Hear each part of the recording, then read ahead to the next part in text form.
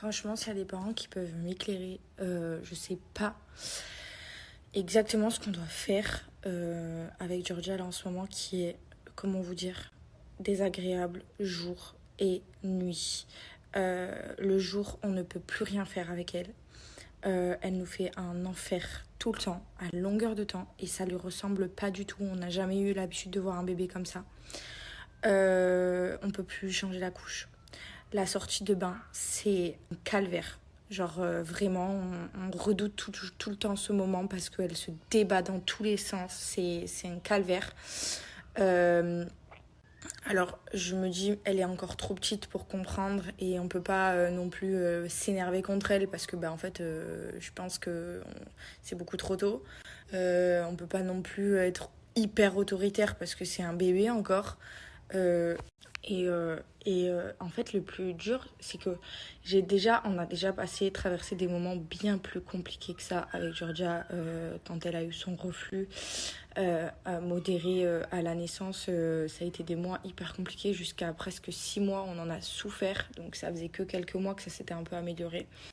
Et là, depuis qu'elle a passé les 10 mois, on vit un enfer. Je vous jure, c'est une horreur en fait, clairement. Mais autant je sais que c'est autant pour elle que pour nous parce que là elle est en poussée dentaire, etc. Mais donc je vous ai donné quelques détails, mais franchement c'est, comment vous dire, du jour. En fait, 24 heures sur 24, on n'a aucun moment de plaisir avec du. Je vous jure, quand je vous le dis, j'ai envie d'en pleurer. Genre vraiment, je me retiens parce que franchement, je suis à saturation quoi. Pour elle, en plus, c'est hyper désagréable. Parce que je me dis, oui, si elle a quelque chose qui lui fait mal autant de temps, depuis 3 semaines, voire presque un mois, parce que c'est depuis qu'on est rentré de l'île Maurice, quelques jours après, on ne passe plus aucun bon moment avec elle. Je l'ai amenée au village des automates. On n'a pas kiffé parce elle était désagréable. Le seul moment où ça a été, c'était au bébé nageur, parce que l'eau, ça l'apaise et qu'elle aime bien ça, mais franchement, sans plus.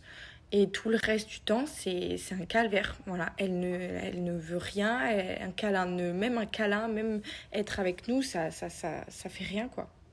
Je me dis que un mois qui passe sans un seul jour avoir l'impression qu'elle est normale, parce que je me dis, voilà, sur un mois, il y a peut-être un jour ou deux où ça peut aller, quoi. La douleur, ça peut être un peu moins. Et là, non, rien. Rien. Ça fait 3 semaines, je vous jure, c'est toujours pareil. Toujours, toujours. On peut pas lui changer la couche le jour, on peut pas lui changer la couche le soir, on peut pas la sortir du bain, on peut pas la laisser dans son parc. Il y a aucun moment où en fait on va se dire, ok, ça va être un moment cool. Genre, non, ça pleure, ça râle, ça crie, ça s'énerve, ça se met en hyper extension. Dès qu'elle est pas contente, elle se débat. Manquerait plus qu'elle nous envoie des jouets et puis on y est, tu vois. On a tout fait, quoi. Mais franchement, je j'arrive pas à comprendre et pour autant, on est hyper présent pour elle et vraiment, on est là pour analyser la situation et essayer de faire le maximum. Et comme je dis, on est tout le temps là à essayer de comprendre, essayer de faire les gestes ou l'accompagnement qu'il faut pour elle pour pouvoir que ça aille mieux, etc. Il n'y a rien à faire.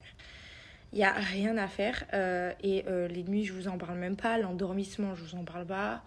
Il y a encore un mois de ça se passait pas du tout comme ça. C'était genre l'opposé. Genre, on a toujours eu un bébé qu'on pouvait emmener partout, qui râlait jamais.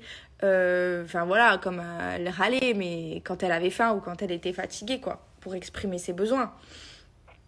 Là, c'est du non-stop. Bon, bref. Je vais arrêter de me radoter et de me répéter, mais franchement, on m'avait dit, ouais, tu fais un deuxième enfant et tu vas le regretter et tout. Mais je regrette pas du tout de faire un deuxième enfant. Sachez-le bien, je suis hyper contente. Et je savais très bien que j'allais passer par ce genre de moment.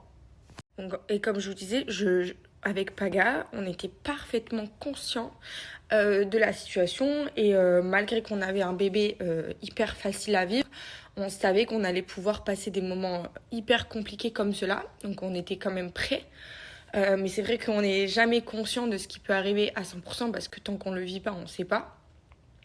Donc sachez bien une chose, hein, pour les haters qui vont débarquer et me dire ouais, t'en as un deuxième qui arrive, bon courage, nanana. En fait, je suis quand même contente et je suis quand même prête à accueillir ce deuxième bébé malgré la difficulté qu'on est en train de traverser. Et j'ai beaucoup d'espoir que ça s'arrange pour Georgia et que ça s'arrange pour nous. Je me dis que c'est qu'une période et que ça va aller. Et quand bien même c'est pas le cas, et ben on s'accrochera et on ira de l'avant. Et voilà, vraiment. Mais en fait, je comprends pas, je vous parle parce que vraiment, je suis dans le déni. Je suis une mère hyper présente pour ma fille, mais je ne comprends pas.